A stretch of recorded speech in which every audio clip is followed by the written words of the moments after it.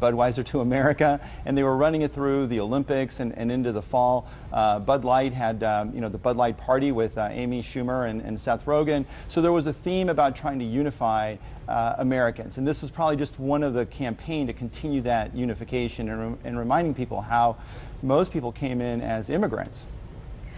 When we think Super Bowl and when we watch it, we're always looking for the commercials to be funny and silly.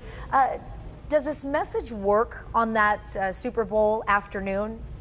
You know, there have been a really great, yes it does, and if it's done well. So this ad is going to be very compelling. It's going to talk about the challenge of an immigrant journey, the bad things in terms of having a negative reception versus being welcomed in the country.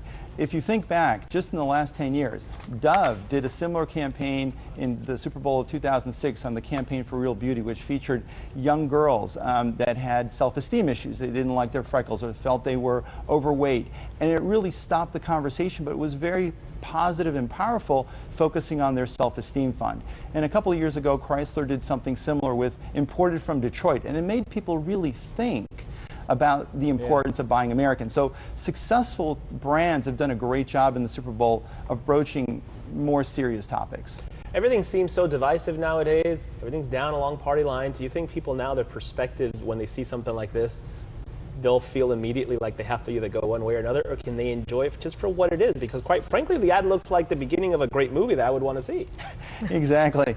You know, and Budweiser's done a great job as the Budweiser brand of bringing people together. I mean, whether it's the Clydesdales or the Puppies, this is a way of saying, you know, Americans, we are all one big family and we need to work together, rather than saying, you know, I need to be on one side or the other.